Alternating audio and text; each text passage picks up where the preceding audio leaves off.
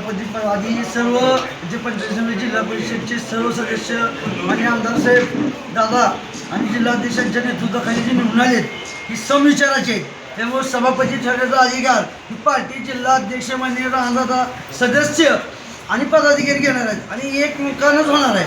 कारण पक्षाचं जी सत्ता आली आहे ही लोकांचं काम करण्यासाठी आलेली आहे. त्यामुळं सभापती कोणही महत्त्वाचं नाही, पक्षाचं काम लोकांच्या अडीअडचणी सोडवण्यासाठी सभापती असेल उपसभापती असेल सर्व निवडी एक पद्धत होणार. मला राणादादा एवढा विश्वास आहे, सर्वांना संधी देण्याचा राणादादा 100% प्रयत्न करतील आणि दिलेला शब्द आणि आमदार साहेब पाहतील की म्हणजे तुळजापूर लक्षात येते तुमच्या तुळजापुरात एकदा दादापाशी जे ठरलं ती 5 वर्ष ठरते. त्याच्यामुळे पंचायत समितीच्या सर्व सदस्यांना माहिती विनंती आहे, एकमताने सगळ्यांनी एकमेकांना ठरवायचं आणि 5 वर्षाचे पालन करायचं, लोकांच्या अडीअडचणीसाठी सोडण्यासाठी प्रयत्न करायचा.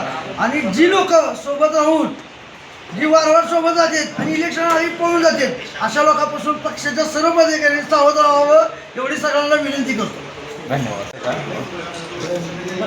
सभापती आधी सर्व जे पंचायत समिती जिल्हा परिषदचे सर्व सदस्य आणि आमदार साहेब दादा आणि जिल्हाध्यक्षांच्या नेतृत्वाखाली जे निवडून आलेत ही समविचाराचे आहेत.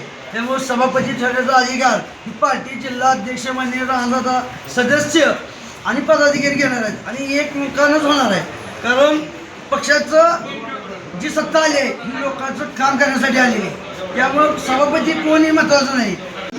तुळजापूर तालुक्यातील पंचायत समिती निवडणुकीमध्ये आणि जिल्हा परिषद निवडणुकीमध्ये महायुतीला त्या ठिकाणी भरघोस असं यश आम्हाला मिळालेलं आहे. माननीय आमदार राणा जगजितसिंहजी पाटील साहेब असतील, सुशीलजी ठाकूर साहेब असतील, त्या ठिकाणी आमचे सन्माननीय जिल्हाध्यक्ष दत्ताभाऊ कुलकर्णी असतील आणि सर्व त्या ठिकाणी अर्चनाताई पाटील असतील, मल्हारदादा असतील, या सर्वांच्या कुशल नेतृत्वामध्ये पंचायत समितीचे 18 पैकी आमचे महायुतीचे 13 उमेदवार जे की आपल्याला या ठिकाणी कॅमेरा फिरवा सगळेजण या ठिकाणी आपल्याला दिसतील आणि जिल्हा परिषदचे आमचे 6 तालुक्यातील 6 उमेदवार त्या ठिकाणी निवडून आले. आणि आज भारतीय जनता पार्टी तुळजापूरच्या वतीनं आमच्या या संपर्क कार्यालयामध्ये आम्ही त्यांचा यथोचित असा सन्मान आणि सत्कार आयोजित केला होता. त्या सत्कार सोहळ्याला सर्वच्या सर्व आमचे निवडून आलेले आणि न निवडून आलेले सुद्धा या ठिकाणी सर्वजण उपस्थित आहेत. आम्ही सर्वांचा त्या ठिकाणी सन्मान हा आज केलेला आहे आणि 2-3 दिवसापासून खरं तर हा आमचा सत्कार सोहळा आयोजित करायचं काही सुट्ट्यामुळं याच्यामुळं राहून गेला. आज हा सत्कार सोहळा आम्ही त्या ठिकाणी केला आहे आणि येणाऱ्या काळामध्ये पंचायत समितीच्या माध्यमातून असेल, जिल्हा परिषदच्या माध्यमातून सर्वसामान्य जनतेची, कष्टकऱ्यांची, शेतकऱ्यांची ही सेवा आमच्या माध्यमातून त्या ठिकाणी चांगल्या पद्धतीने होणार आहे हे या निमित्ताने आपल्याला मी सांगतो.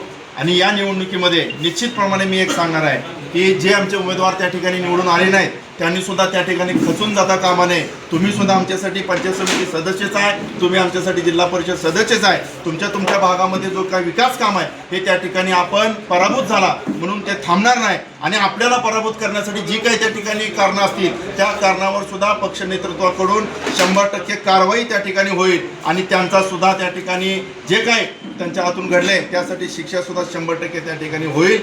त्यांनी सुद्धा त्या ठिकाणी खचवून जाता चांगलं काम करावं असं या सत्कार सोहळ्याच्या निमित्तानं आम्ही त्या ठिकाणी शुभेच्छा दिल्यात.